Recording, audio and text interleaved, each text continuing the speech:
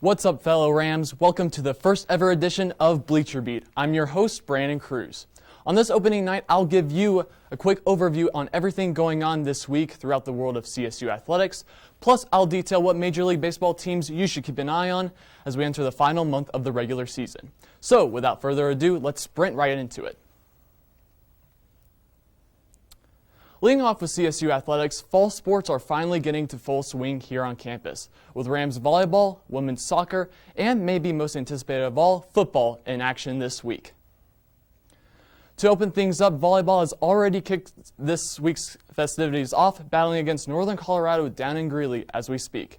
CSU is looking to bounce back after their season-opening loss to Northwestern this past weekend in what was the annual whiteout game at Moby Arena. And the road trip doesn't stop there, traveling southeast to the Tar Heel State to battle North Carolina on Friday and NC State on Saturday.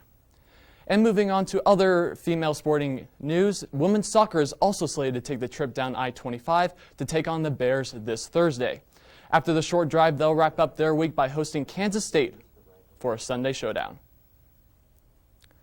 And of course, how could I forget about the main event, the return of fans to Canvas Stadium when CSU kicks off their season against South Dakota State on Friday at 7. The Rams could match their win total from the entirety of last season, 1. And as Madeline told you all last night, South Dakota State isn't a squad to be taken lightly. They're actually a fascinating story. Having lost the FCS championship game last season in heartbreaking fashion to Sam Houston State, with just 21 seconds left and the Jackrabbits clinging to a 4-point lead, the Bearcats pulled out a miracle, passing for a go-ahead touchdown from 10 yards out, defeating South Dakota State and claiming its first ever FCS championship. The crazy thing is that was just a little over 3 months ago, and that the Jackrabbits are quickly back in action to take on Coach Adazio's Rams to kick off the 2021 campaign. So with all of this in mind, expect an entertaining start to your weekend with some gridiron action under the lights.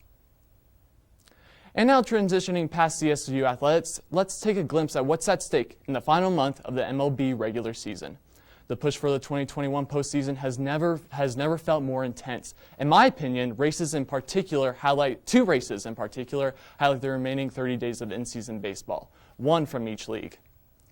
First, we start in the National League West, where two teams are battling for the top of the division. The San Francisco Giants currently hold a slim 1.5 game advantage over the defending world champion Los Angeles Dodgers.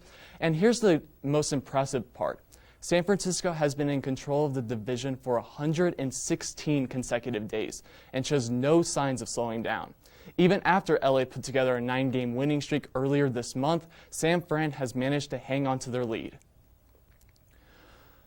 But the Giants' ability to hold off the Dodgers couldn't be any more critical, with massive implications for whoever wins the division. As of right now, San Francisco and LA own the best records in the National League, meaning whoever wins the division is sure to have home field advantage throughout the postseason, while the other is stuck to play in the one-and-done wildcard game on the road. So the pressure is on for both squads throughout September. And like San Fran and LA, another division rivalry stands out. Let's head across the diamond to the American League, where after entering the All-Star break with a division lead, the Boston Red Sox have fallen all the way to that second wildcard spot with Oakland, Seattle, and in-division rival Toronto right on their tails. Boston's slide in the standings has been courtesy of their arch-rival, the New York Yankees, who have been on an absolute tear as of late. The Bronx Bombers have posted an amazing 21-7 record in August, by far the best in baseball. Right now, it's looking like the trade deadline acquisitions of Anthony Rizzo and Joey Gallo have definitely paid off, providing the Yanks with two very talented lefty bats. And aided by these moves, New York has been able to put up 143 runs scored, a .334 on-base percentage, both second in the American League. And their success doesn't stop there. Their pitching has also been exceptional, putting up these stats over the past 30 days. A 3.60 ERA, a 1.17 WHIP, both first in the AL, and over 1,200 strikeouts, which is third in the AL. With all those figures, it's no doubt why the Yanks have been taking home W after W. And sure, while New York still trails Tampa Bay in the AL East standings, the way they're playing right now, they could easily take over that #1 spot. Well, Ram fans, that's all the sports action I have for you tonight, but don't go away just yet. Noah Pasley is up next to give you updated on all the spice in entertainment.